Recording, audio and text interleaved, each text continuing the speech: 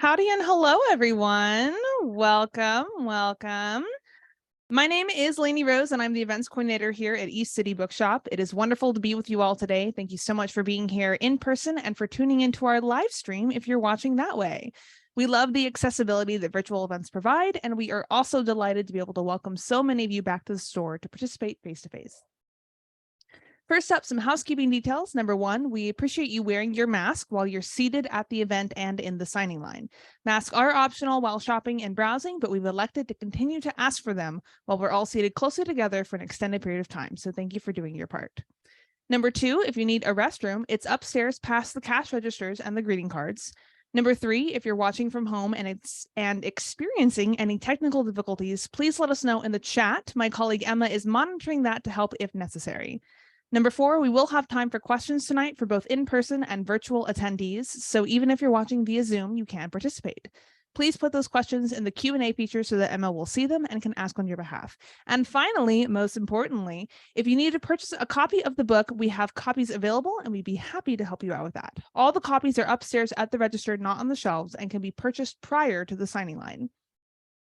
I am so excited for the event we have tonight with these two incredible romance authors. The kitchen has always been a very special place in my heart, and being an avid romance reader, there's nothing I love more than when two characters take spicy and steamy to a whole other level. Xavier Reynolds is doing less than stellar. He just got dumped, was passed over for a prestigious fellowship, and to top it all off, he's right back home in Harper's Cove, Maine. The last thing he wants to do is to work as a prep chef in the kitchen of the hip new restaurant in town, especially since the hot single father chef who owns it can't delegate to save his life. Logan O'Hare doesn't understand why every word out of his mouth is dripped in sarcasm. Unfortunately, he has no choice but to hire him. He needs some more help in the kitchen, and his tween daughter Anne can only mince so many onions. It might be a recipe for disaster, but Logan doesn't have many options besides Xavier. Stuck between a stove and a hot place, Logan and Xavier discover an unexpected connection, but when the heat between them threatens to top the Scoville scale, they'll have to decide if they can make their relationship or life as seasoned too differently.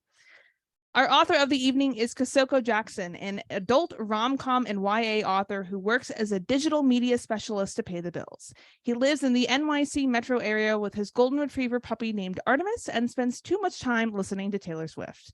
A Dash of Salt and Pepper is his sophomore adult rom-com. And joining him in conversation is Timothy Janovsky, a queer multidisciplinary storyteller from New Jersey. He holds a bachelor's degree from Muhlenberg College and is a self-appointed certificate in rom-com studies. When he's not daydreaming about a young Hugh Grant, he's telling jokes, playing characters, and writing books. Please welcome our authors of the evening.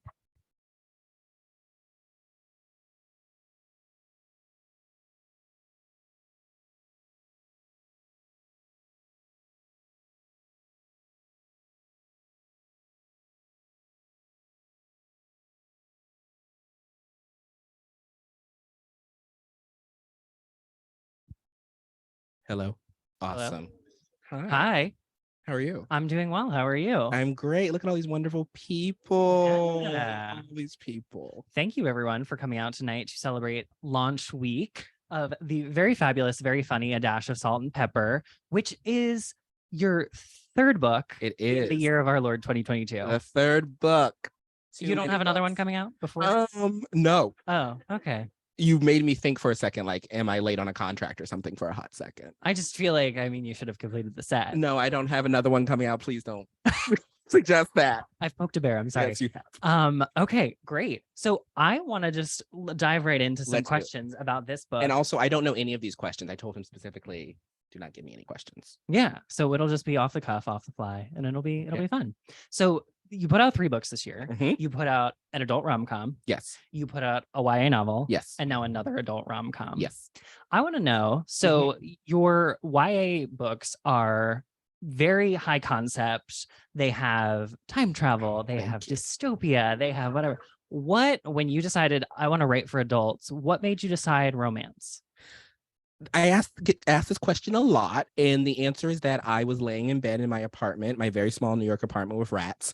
Yes, there were rats. And there were rats. So I lived on I lived on a 1-story right by the trash, and so I would look out the window, and there was like a 3-foot long rat just crawling up the walls, and I was like, this is hell. And I was like, how do I make my life better? And then I was like, I want to write a rom-com. And so I emailed my agent. He was like, you have never written a rom-com in your whole 27 years of existence. Send me 50 pages. And I am very lucky to have an agent who is very supportive and will let me do literally whatever I want, even if it's a bad choice. And so then we spent like a year going over ideas. I wrote like different versions of a rom-com, and every single time he was like, this is great, but it's not there yet. Maybe like, this is great, this is 80% of the way there. And then finally he was like, can you just give me the tropes that you want to write in a book? And I listed like 18 tropes, and I was like, at the bottom we have this one that I'm like kind of into but not really, and I put it in smaller font so he wouldn't see it. And then he was like, that last one that you tried to hide from me, that's perfect, can you write that? And that started the rom-com career. I'm a religious follower of you on Twitter, as it continues to stay alive and not implode on itself. I'm curious. I know you were doing a deep dive into rom-com movies recently. Am I correct? You were watching. You were? Was I? I don't know. You watched Moonstruck, didn't you? I think I said I was going to watch it, and I don't think I did. You lied. Okay. Yeah, I think I lied. Well, that's fine. So I guess that's still ask my the question. questions are done. Ask the questions. No, I'm ready to answer. I want to know if there was a rom-com that was formative for you. It could be a book as well before you started writing, and if there's a new one that kind of I can answer that. Yeah. So Crazy Rich Asians is probably the formative rom-com for me. It's one of my favorite rom-coms of all time. I also love The Holiday with Cameron Diaz, which is actually getting a sequel. I don't know if anybody knew that, which means misinformation. Is it? Yeah. It's not getting a sequel, in case you were curious. Oh. I was about to go on a whole tangent about how Cameron Diaz is a liar because she said she was done with acting, and I was like, you can never trust her. She is still doing a movie though. So she lied to us because she said like 5 years ago, I'm done with acting, I'm never doing it again. And then finally, which is a debatable question about if it's a rom-com or not, is P.S. I Love You, which I would say is a romance but not a rom-com because it has like a lot of death and sadness in it. But like, I love that movie. I like absolutely love that movie. Interesting. I don't think Gerard Butler's in that one, correct? Gerard Butler, Hilary Swank, whose career is dead, and Jeffrey Dean Morgan. I have never seen that movie. Anyway, I literally just saw her on a billboard, so she's coming back with like that Alaska TV show. Let me stop coming at Hilary Swank like she did something to me. That woman is. She didn't do anything to me. Well, we know who's not going to be in an adaptation of your books is Hilary Swank. Watch her email and be like, I want to buy this book. And I'll be like, you are the greatest actress I've ever seen in my whole life. This is actually going to be preserved for YouTube. So she can bury it. She's got a team. Okay. So you said that you sent a list of tropes to your agent. So I want to talk tropes. So this book takes place in a small town in Maine, and it has kind of Stars Hollow vibes to it. Yes. I want to know. So this was a conversation 2 months ago. I was talking to Rome Parrish about. Rome Parrish writes a lot of small town queer romances, and we see a lot of media where queer people leave their small town to go to a city. Right. What made you want to write the inverse of that? Yeah, I'm from a small town. I like to say that I'm from DC, which is only half true because I'm technically from St. Mary's County, which is like population. Like, is someone here from St. Mary's County? Oh, yeah, so 45 minutes from Waldorf. Okay. I was born in St. Mary's County, and my mother was very much like a Game of Thrones thing, like held me. It was like, you will leave this town the moment you can, and you are destined for greatness. So I like didn't do anything in St. Mary's County. So like I have a love-hate relationship with that place. But as I've gotten older, I actually appreciate small towns. Like I appreciate like the mom and pop shop. I appreciate like the corner store in the main street. I kind of hate the big city. And so I kind of wanted to write an homage to that, but also like deal with the complexities of being Black and being queer in a small town and kind of the ideas of what it means to be someone great and then to like leave and like fail at that. I think I was also watching In the Heights when I was plotting my book, speaking that into existence. And there's a character who like leaves and comes back to Washington Heights. And it's just like, just listen to my block. And is all about like all the mistakes that she made and how like she didn't live up to expectations. And I was like, this needs to be written by me. And that's how it happened. Did you have that on your playlist while you were writing? My playlist for all my books is the same, which is the Halsey first album, Badlands, live at Webster Hall, Evermore by Taylor Swift, The Civil Wars, and the Haim album, the first one. Really? Yeah. That is some impeccable taste. Number one. I am basically a white woman. So like, basically. So I feel like, because when I talk to a lot of authors, they'll say like, I can put a song on a playlist for one book, but I can't touch that song again because it confuses me. So you feel like one playlist is just an unlocks your creativity for everything. So I do have like one playlist for my writing playlist, but I would say there's like a song for each one. Like this one is Hannah Montana's You Can Always Find Your Way Back Home, from the Hannah Montana movie. Written by Taylor Swift. Yes, written by our queen, Taylor Swift. And that is the like theme song of this. So we need a Taylor Swift version when this gets adapted with her singing like in a bar. She should have done Taylor's version on Fearless. Taylor's version, I don't know where it went, but we can write her after. Not that she'll read it. All right. So I also want to talk a little bit about, so this book is kind of a May-December romance. Mhm. Yeah, it's a little bit of a May-December romance because we have that dash of salt and pepper in there. And it's also a single dad romance. Yeah. Which I love. That's catnip for me. So I want to know what makes single dads sexy. I mean, older men are sexy. Okay, so like, good answer. like Good that's start. like, and also when I was thinking about like, I put like actors and stuff to every role. Do not ask me who would play Xavier because he's Black and there's not enough Black actors. So I like whoever will star in this role is good for me. But Logan was based off of Milo Ventimiglia, and that was like the idea when I first came out with the book. I'm like, he is sexy. Heroes was my favorite TV show of all time. Mhm. Peter Petrelli is one of the greatest characters, even though he's like kind of annoying. Yeah. And so I was like, I want to write something with you. And so that's kind of like what inspired it and like the want for it. And he used to be older in the first draft. So he's 39 in the book, and he was originally like 47. And my editor was like, this is a 20-year age gap. You will get skewered. And so we had to reduce that. Yeah, the internet would have a field day with that. But I want to know, also, he has a young teen daughter. Yes. And so Anne, and one of my favorite parts of this book is when Anne kind of gets in a little bit of trouble at a sleepover. And it's a really big bonding moment for Xavier and Logan. And I want to know, like, what inspired you to write a young teen daughter? Because I feel like a lot of times when we see a single dad, it's like a young kid and they're really cute and perky. And she is cute, but she's spunky. So as you know, I'm a YA author. And so like I wanted to kind of like fold that into my books and like bring that in. And also like I just believe that teen girls are not represented enough in books. And so I wanted to have like a positive character for her. I'm a big fan of Anne of Green Gables. And if you know that, like Anne is pretty much a copy from Anne of Green Gables. It's one of my favorite books, one of the first books my mom read for me when I was younger. It got me into like reading and writing. And I just thought it would be cute. And I also thought that like that scene could have gone differently with Xavier, not to spoil anything, standing up for his like boyfriend, but I thought it would be cuter to have the daughter do it.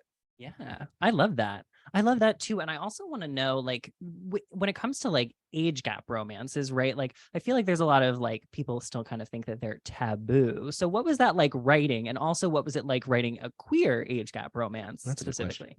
I went into knowing this was going to have an age gap romance. So I was very much like, this trope will be May-December. And so to navigate that, I had to make sure that Logan felt like he was an older man and not just like a person who I just chose to be this age. And Xavier felt like he was younger, but would grow from Logan without it being too much of a mentorship relationship. And I wanted to use age to show their differences of characters to establish like how they view things differently. A big thing that like I often get asked is like, how is YA romance different than adult romance? And what I often say is like adults have more things in their lives than just like love. You have bills, you have a dog, you have a car, whatever. And like Logan has a restaurant that people like have to go to because he has staff, he has a daughter. And so there are more things in his life than just love, and to see how that influences how he handles the situation, while Xavier is dealing with his own bullshit and like has his own things to deal with, but love is still like a little bit more prominent in his life. Interesting. I also find it interesting that when we meet these characters, not to spoil anything, we, instead of a meet cute, we get a meet ugly, kind of. We get a little bit of tantalizing Gatorade play at some point, and I just want to Gatorade play, that's a new play. king. You should put that on your trope list. Tell your publisher the Gatorade play is now in the book. I want to know, I love, number one, love a meet ugly, but number two, what is really like fun to write about, like when two characters don't see eye to eye right off the bat? Oh, the banter. So I love writing banter. It's one of my favorite things to write in a book. My agent will say that dialogue is your strength. It's also your weakness. And I'll be like, what do you mean we can't have 5 pages of dialogue, Jim McCarthy? And so I just love to have like that quick-witted banter. I think it's what I love about period pieces, though I'm probably going to get shot for this. I hate Pride and Prejudice. So yeah, I do. So do I. Oh, good. Oh, I'm not alone here because I don't like hate all of them. Oh. I just hate that one movie. I hate Emily Dickinson, like we were talking about in the past. But Jane Austen, she did the damn thing. But someone grabbed their seat partner just now when you said that. You was shocked the crowd. I shook, gagged, and gooped. But yeah, I mean, like, I just love banter, and I think it's just like a fun thing to write. I think it's a fun way to show like character progression easily. You can show personality. I think slip ups that things say are always like really fun. Like rom-coms are basically just engines. They're very formulaic, and so our job is to figure out how to make those formulas feel different. And I think that's like a fun thing that makes it hard, but also difficult to write rom-coms. True. Do you feel like when you approach a trope, that when you're coming at it from your own lived experience, that you have to kind of dig into that trope in a new way in order to make it feel authentic to, the characters? Sometimes, and I often am paralyzed by reader reviews. So trying to make books, like we have a lot of writers now from like self-publish and like normal publishing, traditional publishing. I think that's great. But trying to figure out how to make a book different for readers is something that I think about a lot. And like, we don't read our reviews. Authors do not read their reviews. No, that never. being said, reviews say that like this book feels like a stereotypical Hallmark movie. And I'm like, well, it's a queer Black book, so it can't be that stereotypical for Hallmark. But to like figure out how to make that a thing that people like. An agent told me when I was querying once that what people want from books are books that are familiar but different. Books that feel like something that you've seen before, but have a little bit of spice of differentness to it to make it feel more authentic. And so by being Black and queer, I think I automatically add that to the book. But like, how do I make it feel, frankly, for straight white women who are the majority readers of these books, familiar enough that you're willing to buy the book, but also that I make it feel authentic enough that I'm not just like writing for a white straight gaze. Yeah.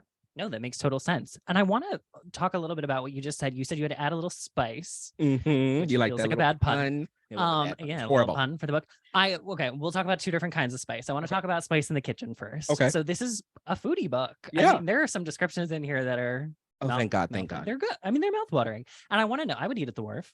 Okay. I would eat there. I don't know if I would. Yeah, you would.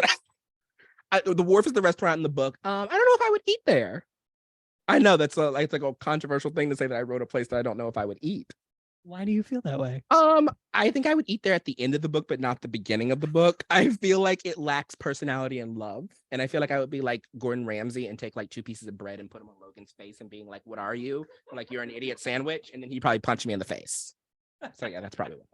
So you identify with the character Xavier, who really doesn't have that much experience in the kitchen at the beginning of the book. So my mother used to own a healthy restaurant in DC for like 15 years, way back before I was born. And then we moved down to St. Mary's County. And I am the only child that does not know how to cook.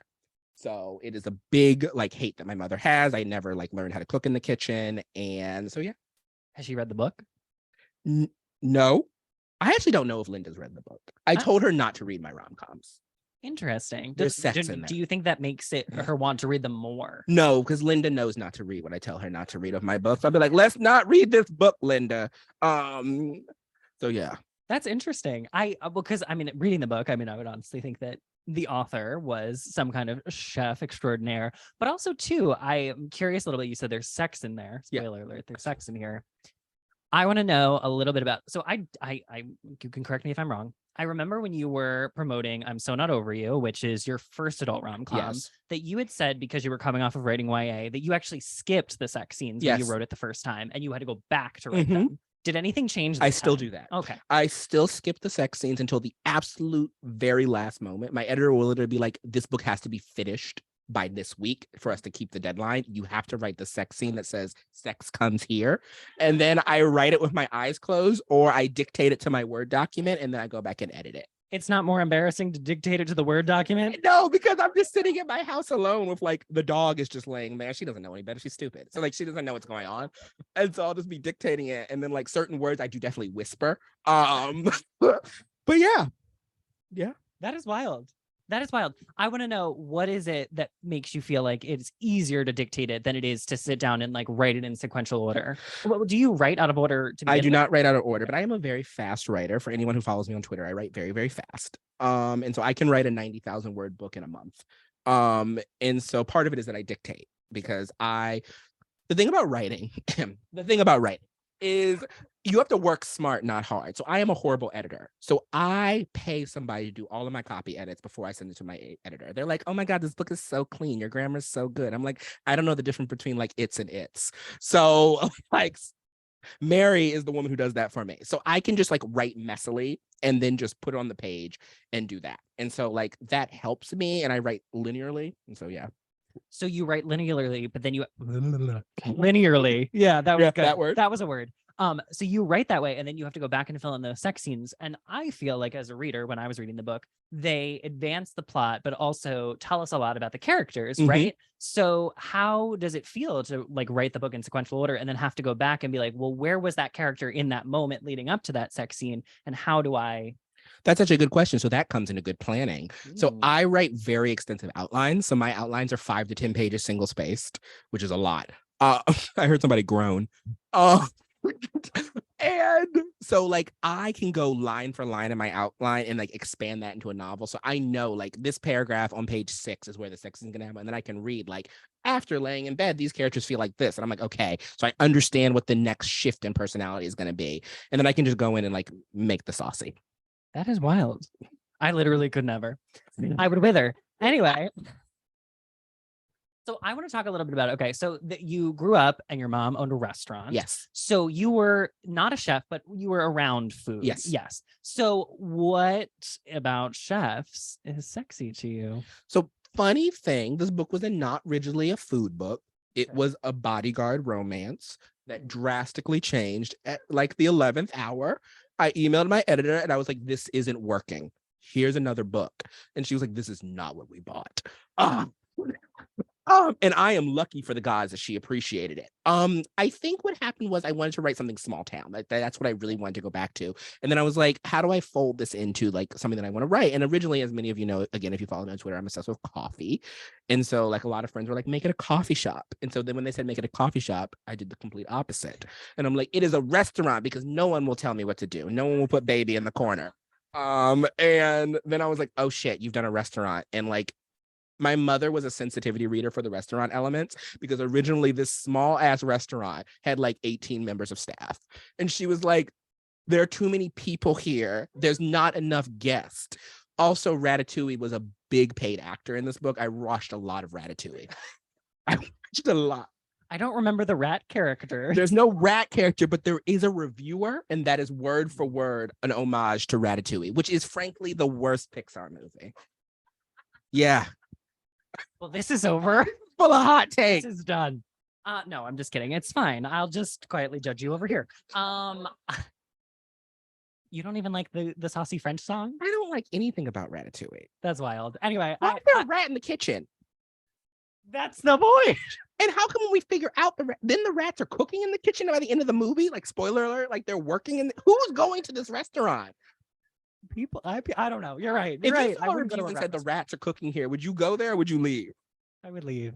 But those are some pretty extraordinary rats. No. Anyway, I want to know about the alternate universe version of this book that had a bodyguard. So Xavier was the alternate version was bad. Xavier was the son of the representative, like the cultural attaché to Ireland. And he got into a bar fight, and then his mother was like running for office, I believe, and then the person at the bar fight he got in a bar fight with was Logan, who is a bodyguard in Ireland. It wasn't good. So it wasn't like his bodyguard. No, it was Logan became his bodyguard, and it wasn't good. Okay, it wasn't good. Oh yeah, no, I mean you changed it. You wrote a book that you are proud of, and I mean I loved it. Thank you. I want to know. So now you have another controversial Twitter opinion about. I have a lot of Twitter opinions. Yeah. But you have a controversial Twitter opinion about Taylor Swift's Midnights. It's bad.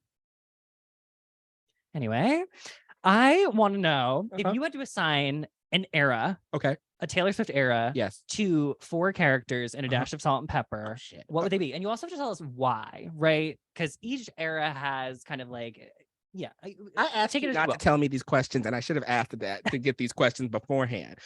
So Xavier is probably gonna be Lover, and I'm gonna say specifically Paper Rings. Logan is going to be probably self-titled. Self-titled. I don't know a song from Self-Titled that he might be, but he's gonna be self-titled. Well, not the homophobic version of Picture to Burn. Okay, hot take again. The homophobic version, Picture to Burn, is the better version. Ah, hot take. And the daughter is probably Reputation, just because she's like at that age of being like badass. And Maya, the best friend, is like, I'm a Black woman. I don't listen to Taylor Swift, so she's not gonna get one.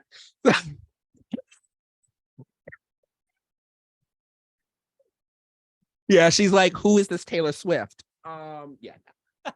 So I want to talk a little bit about Maya because she is very helpful in Xavier's growth arc in this book. And so, was she inspired by someone in your life? Which I know writers get asked that all the time. So if you don't want to answer that, you don't have to.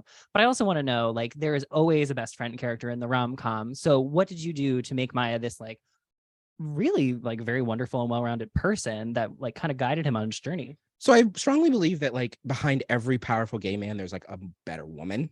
I strongly believe in like the gay man woman relationship. I think that's like a really powerful and strong connection of like oppression. And they bond over a lot. And so I like always like to include those in my books. And so I don't really base characters off of any person specifically, but I do think when I go into writing like a powerful woman character, they all kind of have like little touches of my friend Quincy, who is in the crowd right there. And I know she's probably gonna kill me for that. Like, don't look. Right, do not. I'm gonna get a text message after this. I know it. Just because like she was like a big formative part of my life, and like she's like a very powerful, like strong, badass woman, and so like I always like to include that. Sorry for putting you on the spot. I didn't know this question was coming. Okay, that's a different conversation. We're having interpersonal conflict in the audience. Like Game right of Thrones. So I want to know too. So you're writing contemporary romance. Is there any other subgenre of romance that you would ever be interested in exploring? Historical Gilded Age. Okay. That question came out quick. Okay. Are you watching The Gilded Age? I think. The Gilded Age was one of the best shows on HBO this year. It was amazing. I refer to it as the train show because I like the train aspect of the show. They're moving. It's funny that every single Gilded Age book, someone's always a railroad baron. And I'm just like, there's so many of them. Like, can we get another job? I understand like the steel industry was booming. We had like the Rockefellers and stuff, but does every love interest have to be a railroad baron? It's just a question that I have. I don't know. I'm curious. I write one, I'm like railroad baron. And are we expecting that? No, we're not. We're not expecting not even it. so. Oh, okay. Because I was gonna say Jim McCarthy doesn't even know I'm writing it. So is he watching this? He might be. And I have other contracts I should be writing other things on. So I was gonna say in the Gilded Age, I mean, we got a sexy railroad baron. We do. Yeah. Who's married to Rebecca Hall, the actress in real life. Really? Yeah. Morgan Spector. He's very hot. That's very wild. Anyway, so I mean, I know you said earlier that you didn't have a dream casting for Xavier, but I'm curious if they did adapt this into a movie. Is there one? Like, would you want it to take place fully in Maine? Like, would they have to go to Maine and film it in Maine and do everything in Maine? And number two, are there other actors that you like? Do you do actor first, character, or do you start writing a character and then you're like, they kind of remind me of XYZ? Interesting. So we don't have to film it in Maine. I went to Maine for research. Maine is a state, and I will keep it at that. I hope there's no people from Maine here, and I apologize if any of you are from Maine. You have beautiful lighthouses.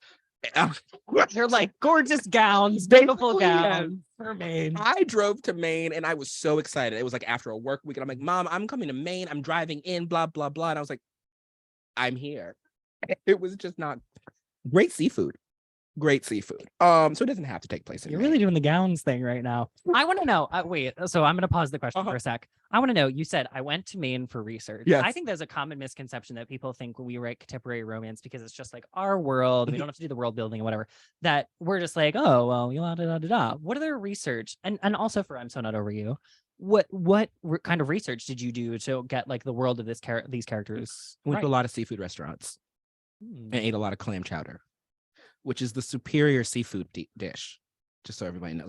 And I didn't have a lobster roll, and a lot of people drag me for that, as not having a lobster roll. And I went to a lot of lighthouses, and I just drove around to get like the vibe while also listening to Evermore by Taylor Swift. So it was like a whole type of vibe that I was channeling. For I'm So Not Over You, one of my friends, her fiance is a brewery person. And so I was like, brewer. Thank you. I don't know if that's true. I think that's the word. And so I was like, teach me everything about a beer. And he was like, well, we're in the pandemic, so you can't come and see it. So but we like talked. And besides that, like That's all the research that I did for that. So when it comes down to it, I mean, I feel like, so you drank beer, you ate clam chowder. Yeah, it's food. It's really a luxurious lifestyle. So I want to talk a little bit about what we can expect from you next, because that's a cowboy. Yes. My next book is called Wrangled and Entangled, and it comes out in 2024.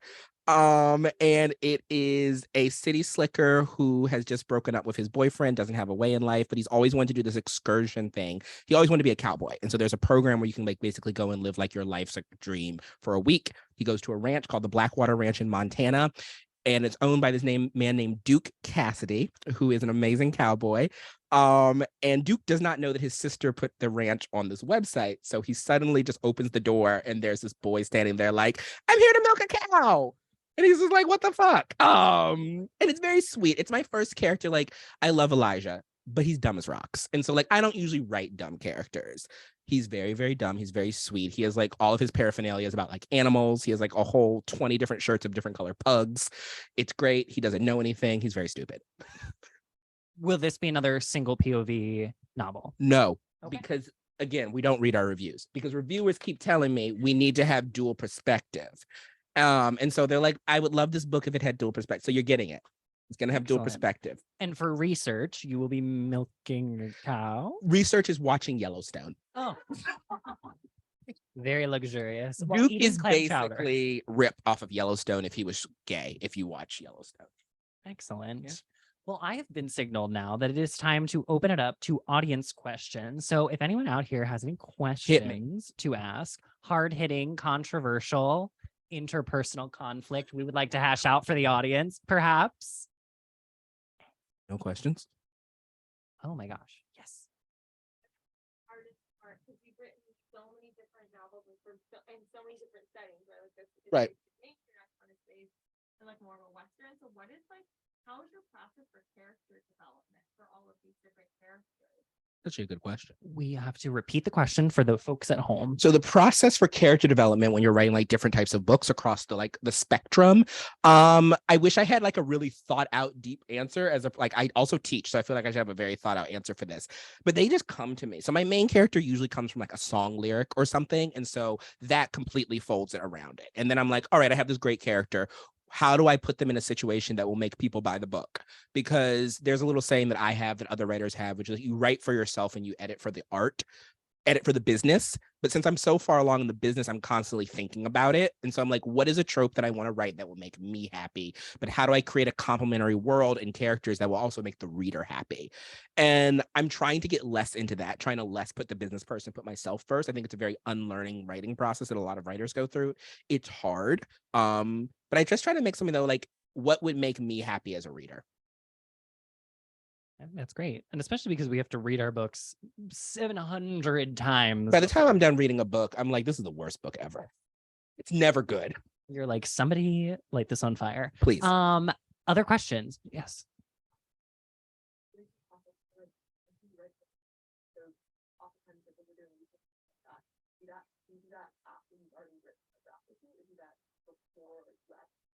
It's a good question. So I sell all my books on proposal. Oh, yes. I'm sorry. Can you repeat the question so that I can repeat it correctly?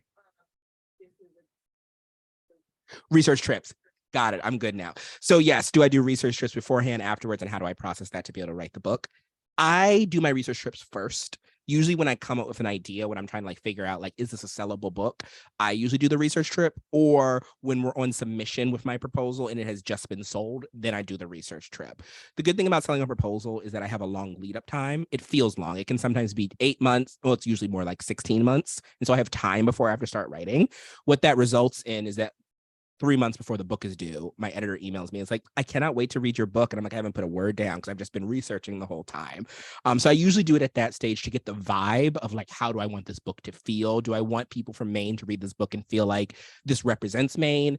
A funny example is that my YA book, Survive the Dome, which takes place in Baltimore, I got one review which said, this author needs to never write outside of the area because they do not know Baltimore. I'm from Maryland. I went to school in Baltimore. So it's like, that's like, I always think about how accurately do I want to portray this area.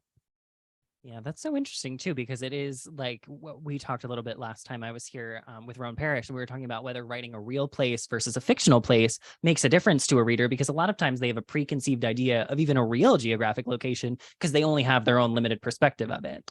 I prefer both. So writing a real place is fun because I have like things I cannot usually change and I have to prescribe by like guardrails. Writing a fake place is fun because I can make up everything. But then the editing process, like my editor will be like, you said that this was 50 minutes from the Capitol, but this whole plot hinges on the fact it's 20 minutes from the Capitol. And I was like, it moved. The city moved. It's a moving city. Next. Let's take it and push it over there. Basically. Does anyone else have any more questions? Yeah.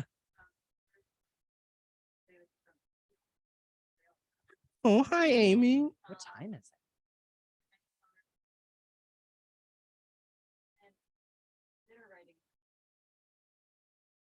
I would definitely consider. Oh, yes. Yes. Are there any genres that I love to read that I don't write in? And if I would, I write them in if I had the right idea. Mystery thrillers. I cannot write a thriller. I can't write a mystery. I sometimes like watch these TV shows. I think Mayor of Easttown is a good example. And I'm like, this is such a good idea. How did you come up with this to like balance everything? But on the flip side, I'll also read a mystery and I'll be like, this mystery feels like everything else. And then I start reading it. I'm like, oh, the intricacies here are impressive. So if I could ever come up with a good idea, I would love to write that. Do you have a favorite? A favorite mystery? Yeah. No. It's a mystery. Anyway. Sorry, yeah, I'm sure. That's a bad one. Thanks. Don't read my books then. Does anyone else do we have any more questions? Yeah. So of the list that you described of all of the different tropes that you might want to write about in an adult rom-com, is that a list that you're looking at coming back to, kind of like a to-do list, or just like a brainstorming, but then you chose one and you're done? And if you are coming back to it, what's kind of like sticking out to you on the list that's really like, oh, I don't have plans to do that, but I'm really excited about doing that trope at some point? Yeah, so the question is like, what on the rom-com list of tropes is like jumping out to me, and is there one that I'm planning on coming back to? Office romances are big, possibly because I am a workaholic who assigns their self-worth in this country to how much work I produce, and I spend too much time at the office. And so like I'm just like, there's always like good office romance movies and things, and I would just like to write a really good office romance, like, I mean, suit and tie, sex on a table. It writes itself. So I think like that's the biggest one. I would maybe try to do a marriage of convenience. I've always done fake datings, but marriage of convenience sounds interesting in the right setting. Now you got me thinking of plots. Yeah.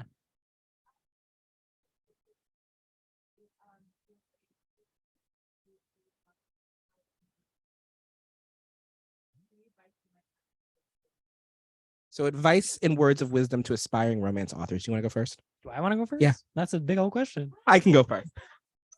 You're a teacher. I would say I think it's very, very easy to think that romance can only be a one-note thing. So romance, for its better or its worse, is very defined by like XYZ because of like the way that we write our books, but also like what the audience wants and who the demographic of the audience is. I think that is changing, and we really need more diverse romances. And I think it's really important to like write what you would find good, not just something that like you think is going to sell on the bookshelf. I actually have a few mentors in my program who are romance authors, and I constantly deal with them saying to me that basically like, this is not like Love on the Brain. This is not like this. I'm like, it doesn't have to be, because we already have Love on the Brain. We already have Emily Henry. Like, we need you, and your voice is important, and your voice is diverse, or it might not be diverse. But I think those are like important things, because there's always going to be a reader for that. I mean, romance has always been for basically white straight women, which is fine. But if there's like something that you want to see on the page, I think it's important to put that out there. Yeah, I would also say too that one of the things that someone told me a long time ago is that like your voice is your superpower. I know Nora Ephron said something along those lines, but I would misquote it. And it's that like what you find romantic, what you find sexually attractive, what you find to be beautiful in the world is unique. Everybody's love story is different. And so if you are able to take those things that bring you joy and put them into your book, then other people are going to be able to open that book and see themselves back. And I think that's what makes romance kind of beautiful, is that like literally no two love stories can be the same. And yet we do follow the tropes, we follow the beats, but it's the journey that gets us to the HEA that is always going to be different. And if you're writing just to what you think other people want to see, then a lot of times you're not validating yourself. And so as long as you are happy and excited about what you're writing, I think then someone else is going to be happy and excited to read it. That being said, if you can be the next Nora Ephron, then do that. Yeah. And that's who I was watching. You were talking about me watching movies. I was watching the one with Billy Crystal. Who knows that one? When Harry Met Sally. Thank you. I Who don't know knows the that title. one? Who knows that weird out there movie? I didn't finish it. Not because it was bad. Not because it was bad. I have a tendency that I will start a movie and then I'll get distracted with something. And then like my boyfriend will message me and be like, how's the movie? And I'll look up and it's like 5 hours later and I'm 10 minutes into it. And that's exactly what happened. I mean, that's fair. I mean, that movie is like kind of, it just like jumps time a lot. Right. So it doesn't really have, it's not super plotty. Do we have any more questions? Yeah. Okay, so first one, would the characters from both your books Would the characters from both of my books be friends? Oh, yes. Yeah, I think so. I think so. Yes. Yes. I don't know. I mean, I think it might take some warming up. I think so too. Yeah. And I also think like because Xavier is like of a similar age to the characters in my book. So I think they would vibe. And I think there's something about Logan's youthfulness that would appeal to the characters in my book, but also like Matthew Prince is a stuck-up snob. I mean, he gets better by the end. I mean, obviously that's the point. Xavier's kind of a stuck-up snob too. Yeah, a little bit. Maybe they would actually probably vibe. Right. They'd be like, we're messy. Messy. Messy. But what about the characters across your two books? Oof. Maybe. I think Xavier and Kian would be friends because they're like, you're black and gay. You're black and gay. Let's bond together about being black and gay. And then I think afterwards they'd be like, oh, wait a second. Like we're very, very different people. Especially because like Xavier's from like the North and Kian's from the South. So like that's its own dynamic. Interesting. All right, what else we got? Would I ever like to co-author a book? Yes, I would. Yes. 100%. I think it'll be great because then I only have to write half of it.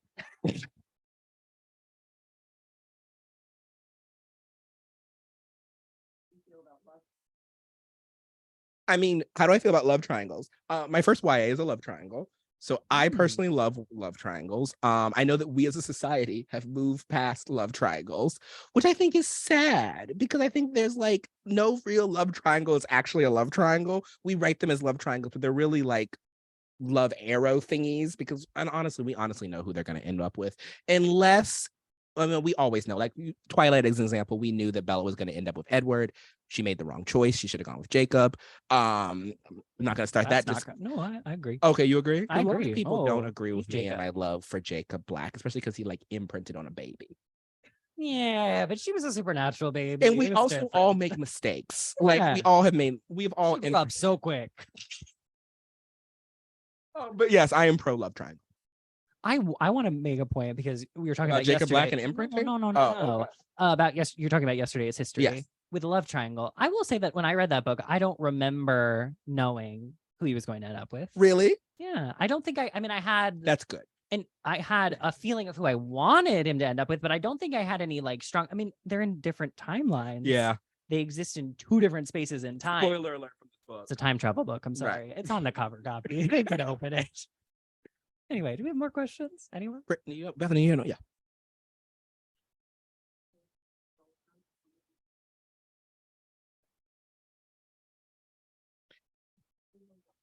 Do I plan to keep on writing YA and adult? I plan to keep it up as long as both will have me.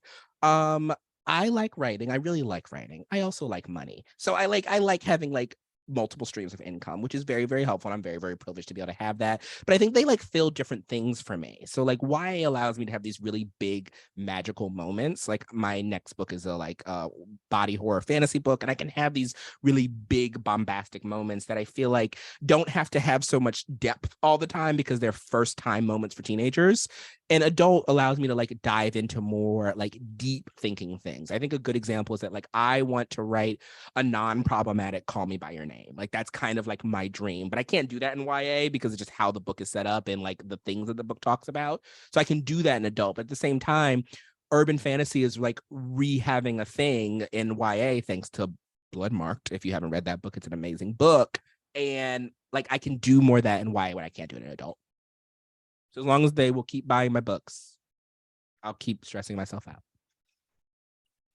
I will say though, I feel like especially in A Dash of Salt and Pepper, Xavier's returning home and like relearning himself. So it still has that like coming of age element kind of, would you say? That's the great thing about writing what we don't want to call new adult, because I can basically go into like these young adult themes with adult characters. And I was like talking to my editor, I'm like, this is basically new adult, Christine. And she's like, don't you ever say that to me again.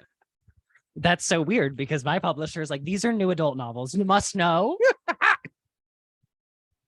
Interesting. I think it's different because of houses, which is funny because now Barnes & Noble has a new adult section. It has started. Yes. I will say though that Barnes & Noble's new adult section is super funny because they will house like a Jasmine Guillory, like 60 plus protagonist romance in that section and be like, well, it's got a cartoon on the cover. I'm sorry. I like Barnes & Noble. You're not wrong. You're not wrong.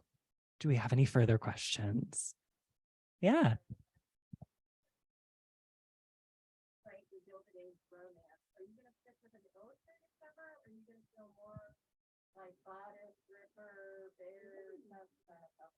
I will do whatever cover gets readers to buy the book.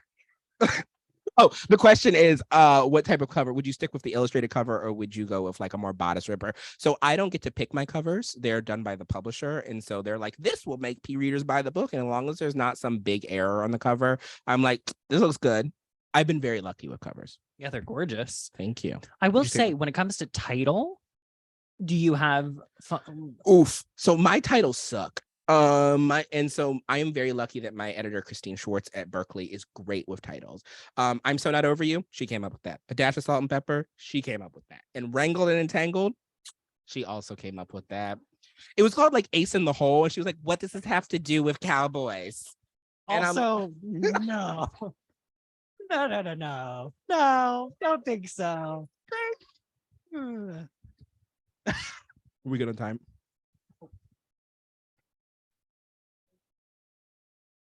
Oh, my baby. Okay, so Artemis is my golden retriever puppy. She is 8 months old. She's the love of my life. She is good. She's at PetSmart right now. She is by herself alone. But as I was telling my friends, I am a dog father who's obsessed with my dog. So they were like, you can add all these things on for extra. And I'm only here for 2.5 days. And I spent $500 for her to have 8 hours of playtime, a private suite, a holiday gift basket, a hypoallergenic bed, an air diffuser, and somebody to then come and play with her personally. That dog is living better than me. I love that. I think we did have one more question out here in the audience.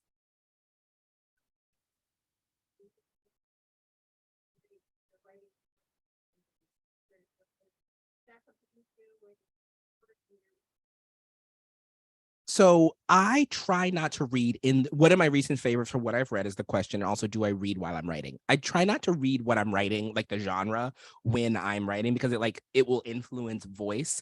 And I buy so many books. Like when I'm doing my taxes at the end of the year, my accountant's like, so you bought 300 books. And I'm like, and I read 2. So I am definitely supporting the author industry by myself. The last book that I read was The Honeys by Ryan LaSala, which is a great horror book. And I'm just like reading a lot more horror. I'm more of a TV person. I don't read as much as I should, which is a big flaw of me as an author, and I could do better. But part of it is that when you're writing 4 books a year, it's really hard to find time to read. So I more watch TV shows. But The Honeys is something that I just recently read. I'm reading the Gilded Age romance, The Magnate by Joanna Shupe, just to like learn about that genre a little bit more. And I'm also reading No Good Indians, which is like a horror A24 book. Awesome. I think that wraps up our discussion this evening. Thank you all for coming. This was so nice. Thank you all for joining it. Thank you all for joining us tonight. We are now going to transition to the signing portion of the night. So I'm going to set out a little table for these two. If you are willing and able to set your chairs aside against the science section, that would be great. And we'll start our signing line right here, our world religion section. So if you want to buy more books, they are upstairs. Thank you.